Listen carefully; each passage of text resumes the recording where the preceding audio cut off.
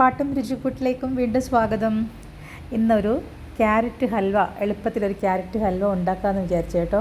കുറേ ദിവസം കൊണ്ട് ലച്ചുക്കുട്ടി പറയുന്നുണ്ട് ക്യാരറ്റ് ഹൽവ, ഈ യൂട്യൂബിലൊക്കെ കാണുമല്ലോ, പെട്ടെന്ന് ഉണ്ടാക്കാൻ പറ്റുന്നപ്പം. അപ്പം ഞാൻ വിചാരിച്ചു ഇന്ന് ഉണ്ടാക്കാമെന്നേ. അതിന് ഒരു 4 ക്യാരറ്റ് ഞാൻ എടുക്കുന്നുണ്ട്. ഒരു ബീറ്റ്റൂട്ട് ചുമ്മാ കൂട്ടത്തിൽ ഇട്ടേക്കുന്ന കേട്ടോ.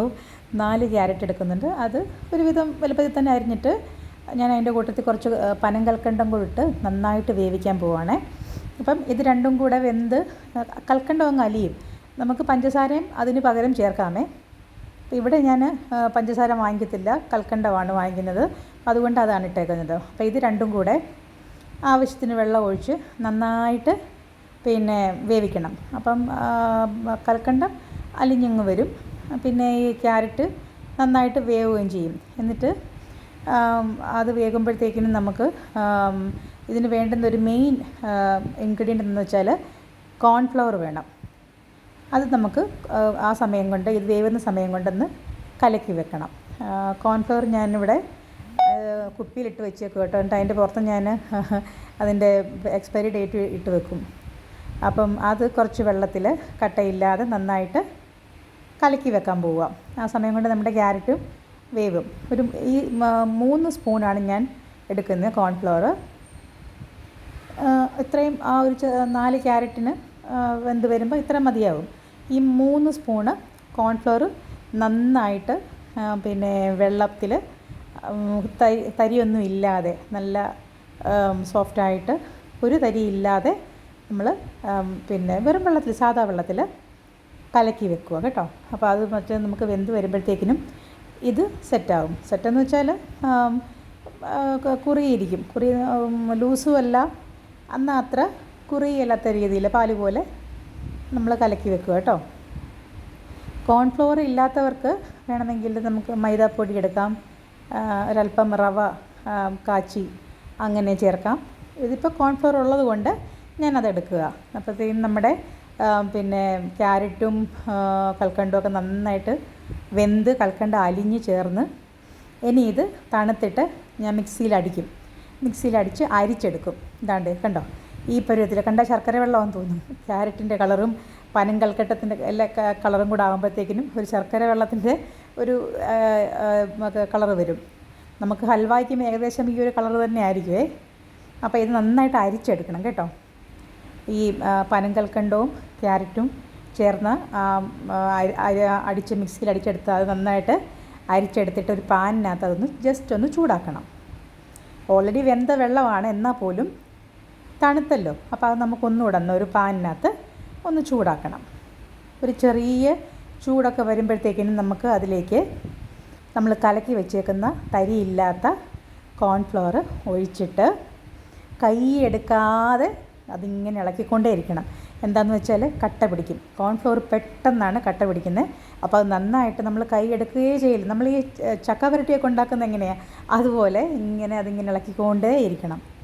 ഒരു ഒരു തരി പോലും അങ്ങനെ വരില്ല. ഹൽവ കണ്ടിട്ടില്ല, നല്ല സോഫ്റ്റായിട്ട്, അതിൽ കല്ലും കട്ടയൊന്നും ഇല്ലല്ലോ. അപ്പോൾ അതുപോലെ നന്നായിട്ട് കൈയെടുക്കാതെ ചൂടിൽ, ഞാൻ കൂടിയ സിമ്മിൽ തന്നെ ഇട്ടേക്കുന്നത്, നന്നായിട്ടിങ്ങനെ ഇളക്കിക്കൊണ്ടേയിരിക്കണം. ഇത് ഇളക്കി നമ്മുടെ പാനിൽ നിന്ന് ഇങ്ങനെ വിട്ട് വരുന്ന പോലെ ഒരു പരുവാകുമല്ലോ. എന്നുവെച്ചാൽ ഇങ്ങനെ അവിടെ ഇവിടെ തൊടാത്ത പോലെ ഉണ്ടല്ലോ. ഈ ചക്ക വരട്ടിയൊക്കെ ഉണ്ടാക്കുന്ന അറിയാമല്ലോ, ഹൽവയുടെ ഒരു പരുവം. അപ്പോൾ അതുപോലെ നമ്മൾ നന്നായിട്ട് ഇളക്കി കൊടുത്തുകൊണ്ടേയിരിക്കണം. സത്യം പറയാമല്ലോ, ഞാനിത് ഫസ്റ്റ് ടൈം ഉണ്ടാക്കുന്നത്, അതുകൊണ്ട് എനിക്ക് ഇത് കറക്റ്റായിട്ട് വരണേ എന്നുള്ള ഒരു പ്രാർത്ഥനയും കൂടെ ഉണ്ട്. ഇങ്ങനെ ഇളക്കി കുറച്ചും കൂടെ ഇത് നല്ല തിക്കായിട്ട് വരും.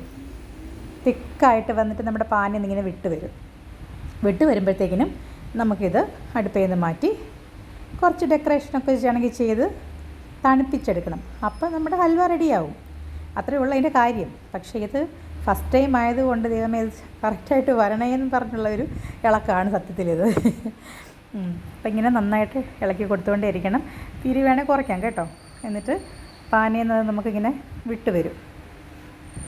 ഇച്ചിരി വെള്ളം കൂടിയോ എന്നൊരു സംശയമുണ്ട്, എന്നാലും കുഴപ്പമില്ല. ഇത്രയും ഒരിച്ചിരി വെള്ളം നമുക്ക് കുറച്ച് കുറുക്കിയാൽ മതി കോൺഫ്ലവറിന്. ഇതിപ്പോൾ ഫസ്റ്റ് ടൈം ആയതുകൊണ്ട് കേട്ടോ. അപ്പോൾ ഇത് നന്നായിട്ടിങ്ങനെ ഇളക്കിക്കൊണ്ടേ ഇരിക്കണം. ഇളക്കി പാനിയിൽ നിന്ന് നമുക്കിങ്ങനെ ഒരു വിട്ട് വരുന്നൊരു പരുവുണ്ട്. ആ പരുവാകുമ്പോഴത്തേക്കിനും നമുക്ക് ഇളക്കൊക്കെ നിർത്തിയിട്ട് തണുപ്പിക്കാൻ വെക്കാം. അപ്പം ഞാൻ പിന്നെ ഒരു പരുവൊക്കെ ആയി കഴിഞ്ഞപ്പോഴത്തേക്കിനും ഓഫ് ചെയ്ത് ഒരു പാത്രത്തിനകത്ത് അല്പം നെയ്യൊക്കെ തൂത്ത് കുറച്ച് അണ്ടിപ്പരിപ്പൊക്കെ ഇട്ട് ഇത് ഒഴിച്ച് വെച്ചിട്ട് തണുപ്പിച്ചെടുക്കുകയായിരുന്നു ചെയ്തത്. ഇപ്പോൾ കാണുന്നുണ്ട് നന്നായിട്ട് നമ്മൾ ഇളക്കിക്കൊണ്ടിരിക്കണം. അത് ഇളക്ക് കുറച്ച് പരിപാടി കേട്ടോ. ഈ അലുവായും പിന്നെ ചക്കവരട്ടിയൊക്കെ ഉണ്ടാക്കുന്നതിന് നല്ല പോലെ കുറേ ടൈം ഇളക്കണം. ഇതിപ്പോൾ ഒരു ശകലം വെള്ളം കൂടിയെന്ന് എനിക്ക് തോന്നുന്നത്, ഒരു ഇത്തിരി. ഇതിൻ്റെ കുറച്ചും കൂടി ഒരു കട്ടിപ്പരുവാണ് കറക്റ്റ് അളവ് കേട്ടോ. ഫസ്റ്റ് ടൈം ആയതുകൊണ്ടാണ്, നെക്സ്റ്റ് ടൈം അടിപൊളിയാക്കാം. ഒരു പാത്രത്തിനകത്ത് ഞാൻ ഇച്ചിരി നെയ്യ് തൂത്തിട്ട് കുറച്ച് അണ്ടിപ്പരിപ്പൊക്കെ ഇങ്ങനെ അവിടെ ഇവിടെയൊക്കെ ആയിട്ട് ഇങ്ങനെ വിതറിയിട്ടിട്ടുണ്ട് കേട്ടോ. എന്നിട്ട് ആ പാനിനകത്ത് നമ്മളിപ്പോൾ ഇളക്കി വെച്ചേക്കുന്ന പിന്നെ ഇതുണ്ടല്ലോ കോൺഫ്ലവർ മിക്സ്, അതിലേക്ക് ഒഴിച്ചിട്ട് ഒന്ന് തട്ടിയിട്ട് തണുപ്പിക്കാൻ വെക്കാൻ പോകാം. ഇത് തണുക്കുമ്പോഴത്തേക്കിനും നല്ല കട്ടിയാകും കേട്ടോ. എന്നിട്ട് നമുക്കത് ഇപ്പം തന്നെ ഒരു അലുവായുടെ ലുക്കൊക്കെ വന്നല്ലേ. അപ്പോൾ നമുക്കിത് തണുത്ത് കഴിയുമ്പോൾ കട്ട് ചെയ്ത് പിള്ളേർക്ക് കൊടുക്കാം. തണുത്ത് കഴിഞ്ഞുള്ളതാണ്. കണ്ടിട്ട് അലുവ പോലെ തന്നെ ഉണ്ടല്ലോ അല്ലേ, നല്ല സോഫ്റ്റാണ്, ഫ്ലേവറും നല്ലതാണ്, ഒരു ചുവ അങ്ങനെയൊന്നുമില്ല. പിന്നെ കൽക്കണ്ടത്തിൻ്റെ ആ ഒരു മധുരം, ഒരുപാട് പഞ്ചസാരയുടെ അത്രയും മധുരമൊന്നുമില്ല.